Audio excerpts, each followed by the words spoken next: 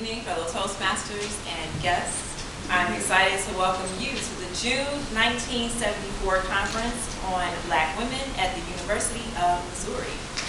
I'm excited to welcome to the stage Shirley Anita St. Chisholm. You may know her as Shirley Chisholm.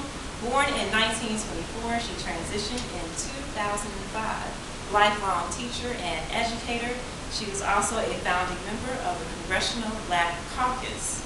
You may remember her 2 years ago when she placed her bid for U.S. presidency.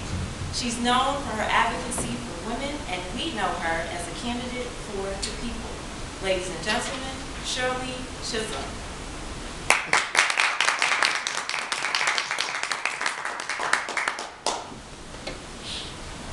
Ladies and gentlemen, and brothers and sisters all, I'm very glad to be here this evening. I'm very glad that I've had the opportunity to be the first lecturer with respect to the topic of the Black woman in contemporary America. This has become a most talked about topic and has caused a great deal of provocation and misunderstandings and misinterpretations. As I come to you this evening to speak on the topic, I speak not as any scholar, not as any academician, but as a person that has been out here trying to make my way as a Black and a woman and meeting all kinds of obstacles. The Black woman's role has not been placed in its proper perspective, particularly in terms of the current economic and political upheaval in America today. Since time immemorial, the Black man's emasculation resulted in the need of the Black woman to assert herself in order to maintain some semblance of a family unit. And as a result of this historical circumstance, the Black woman has developed perseverance. The Black woman has developed strength. The Black woman has developed tenacity of purpose and other attributes which today quite often are being looked upon negatively. She continues to be labeled a matriarch, and this is indeed a played upon white sociological interpretation of the Black woman's role that has been developed and perpetrated by sociologists. Black women, by virtue of the role they have played in our society, have much to offer toward the liberation of their people. We know that our men are coming forward, but the Black race needs the collective talents and the collective abilities of Black men and Black women. It is quite perturbing to divert ourselves on the dividing issue of the alleged fighting that absorbs the energies of Black men and Black women. Such statements as the Black woman has to step back while her Black man steps forward, and the Black woman has kept back the Black men are grossly, historically incorrect and serve as scapegoating techniques to prevent us from coming together as human beings, some of whom are Black men and some are Black women. The consuming interest of this type of dialogue abets the enemy in terms of taking our eyes off the ball.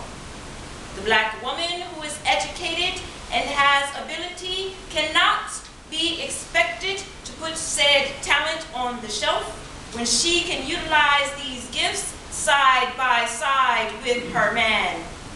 One does not learn, nor does one assist in the struggle by standing on the sidelines, constantly complaining and criticizing. One learns by participating in the situation, listening, observing, and then acting. The Black woman cannot be discussed in the same context as her Caucasian counterpart because of the twin jeopardy of race and sex which operate against her, and the psychological and political consequences which attend them. To date, neither the Black movement nor women's liberation succinctly addresses itself to the dilemma confronting the black who is female. And as a consequence of ignoring or being unable to handle the problems facing black women themselves are now becoming socially and politically active. Historically, she has been discouraged from participating in politics. Thus, she is trapped between the walls of the dominant white culture and her own subculture, both of which encourage deference to men. Both races of women have traditionally been limited to performing such tasks as opening envelopes, hanging up posters, and giving teas. And the minimal involvement of black women exists because they have been systematically excluded from the political process, and they are members of the politically dysfunctional black lower class. Thus, unlike white women who escape the psychological and sociological handicaps of racism, the black woman's political involvement has been a most marginal role. Nothing better illustrates the need for black women to organize politically than their unusual proximity to the most crucial issues affecting black people today. They have struggled in a wide range of protest movements to eliminate the poverty and the injustice that permeates the lives of black people. Black women must view the problems of cities such as Chicago not as urban problems, but as the components of a crisis without whose elimination our family lives will neither survive nor prosper. Black women have a duty to bequeath a legacy to their children.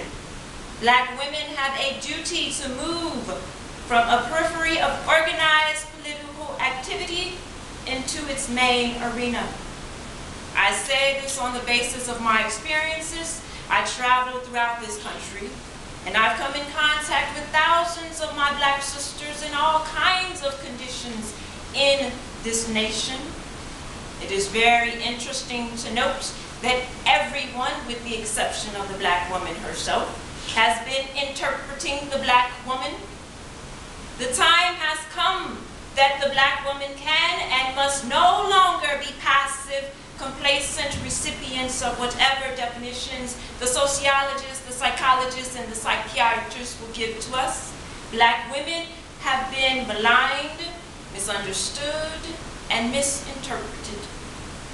I stand here tonight to tell you, my sisters, that if you have the courage of your convictions, you must stand up and be counted.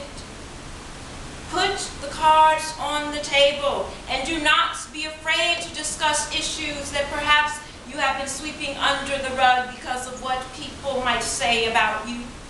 You must remember that once we are able to face the truth shall set us all free. In conclusion, I just want to say to you, black and white, north and east, south and west, men and women, the time has come in America when we should no longer be passive, complacent recipients of whatever the morals or the politics of a nation may decree it for us in this nation. Forget traditions, forget conventionalisms, and forget what the world will say, whether you're in your place or out of your place. Stand up and be counted. Do your thing, looking only to God, whoever your God is, and to your consciousness for approval. I thank you.